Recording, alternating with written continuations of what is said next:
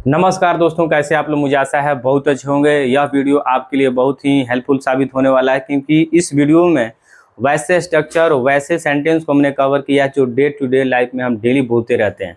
जैसे आप बोलते रहते हैं, जैसे मुझे उसका मदद करना पड़ता है, मुझे विद्यालय जाना पड़ता है, उसे मेरे यहाँ आना पड़ता है, मुझे 1 घंटा इंतज़ार करना पड़ता है, मुझे 2 घंटा अंग्रेजी सीखना पड़ता है, मुझे 2 घंटा इंग्लिश पढ़ाना पड़ता है। तो इस प्रकार के सेंटेंस को हम अंग्रेजी में कैसे कहते हैं, लेट्स लर्न। देखिए, इसमें हम जितने सेंटेंस हमने बोला उस सब में कहीं ना कहीं कर्ता जो होना है, सब्जेक्ट अपना काम करना चाहता नहीं है, लेकिन उसे करना पड़ता है मजबूरी में। ठीक है, यानी करना पड़ता है या करना पड़ता है या करना है, यानी कंपल्सन शो कराता है। वहाँ पर हम यूज करते हैं सब्जेक्ट। सब्जेक्ट होगा आपका, ठीक है, और हैव या हैज, ठीक है। उसके बाद टू प्लस वर्ब का फर्स्ट फॉर्म है, इन्फिनेटिव का यूज करना है। अदर वर्ड की जरूरत है तो लगाइए, नहीं तो कोई दिक्कत नहीं है। बात समझ रहे हैं ना। आपको सब्जेक्ट लगाना है, ठीक है, यहाँ से सब्जेक्ट लगाइए। सब्जेक्ट सिंगुलर होगा तो हैज लगाना है।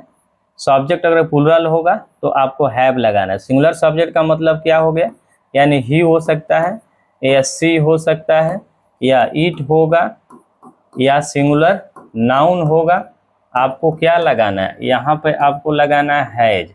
आपको हैज लगाना है इनके साथ, ही सी इट और एक सिंगुलर नाउन हो। जैसे चाइल्ड हो गया तो हैज हो गया, ठीक है, और बॉय हो गया हैज हो गया, राम हो गया हैज हो गया, ठीक है, जैसे लता हो गया हैज हो गया, क्योंकि ये सारे सिंगुलर सब्जेक्ट हैं। बाकी सबके साथ आपको यूज करना है हैव का यूज करना है जितना, और बच गया जैसे राम एंड श्याम तो एक से अधिक हो गया, यानी प्लूरल हो गया, तो राम एंड श्याम हैव होगा, ठीक है। चिल्ड्रेन हैव होगा, क्योंकि चाइल्ड हैज होता है, चिल्ड्रेन हैव होता है। बात समझ रहे ना।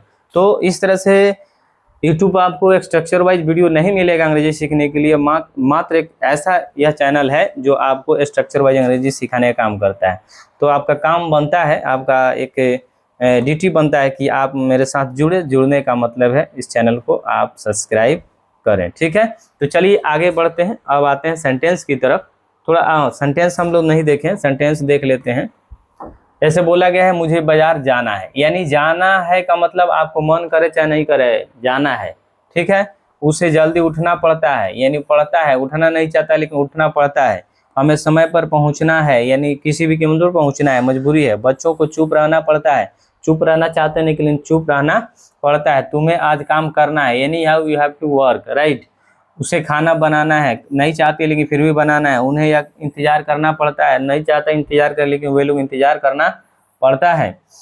हर किसी को नियम का पालन करना, नियम मानने पड़ते हैं, यानी बैरियर गिरा रहता है फिर भी लोग चाहते हैं निकल जाए, तो वहाँ पर हमको नियम को मानना पड़ता है, मानना है आपको, ये नहीं how.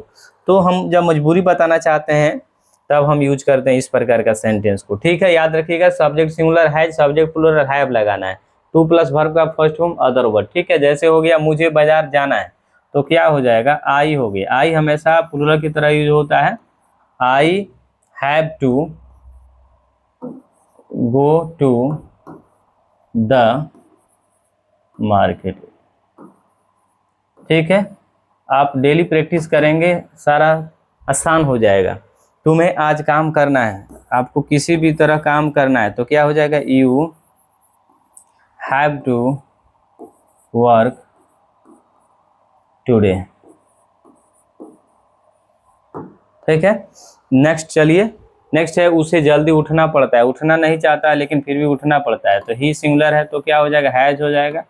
Has to wake up, मिस उठना होता है, वेक अप, और जल्दी का हो जाता है अर्ली, ठीक है, अर्ली हो जाता है। तो he has to wake up early, ठीक है। उसे खाना बनाना है तो क्या हो जाएगा, ही सिंगुलर है, हैज टू कुक फूड, ठीक है। यहाँ सी भी लिख सकते हैं, कोई दिक्कत नहीं है। नेक्स्ट चलिए, हमें समय पर पहुँचना है किसी भी कीमत पर, तो वी हो गया आपका प्लूरल, तो क्या आ जाएगा, we have to reach on time, ठीक है। उसके बाद उन्हें यहाँ इंतजार करना पड़ता है तो क्या हो जाएगा, उन्हें का होता है दे, प्लूरल है तो क्या हो जाएगा, हैव टू वेट ईयर। ठीक है, नेक्स्ट चलते हैं। बच्चों को चुप रहना पड़ता है तो क्या हो जाएगा? द चिल्ड्रेन प्लूरल हो गया, हैव टू रिमेन क्वाइट। ठीक है, उसके बाद है हर किसी को नियम मानने पड़ते हैं किसी भी कीमत पर, तो क्या हो जाएगा?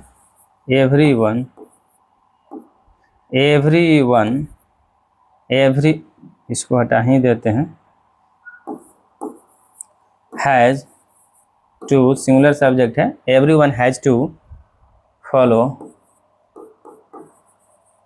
The rules. ठीक है, यानी हर व्यक्ति को रूल्स मानना पड़ता है, तो everyone has to follow the rules. अब नहीं है तो इस प्रकार से अंग्रेजी मेरे साथ जुड़ने के बाद ही सीख सकते हैं। इसका मतलब है आपको अभी चैनल को सब्सक्राइब कर ही लेना चाहिए, और डेली 2-3 वीडियो आता है, शॉर्ट और लॉन्ग दोनों आता है। और मेरे साथ जुड़िए, अंग्रेजी डेली सीखिए, अपनी अंग्रेजी को इम्प्रूव कीजिए। Thank you, have a nice day.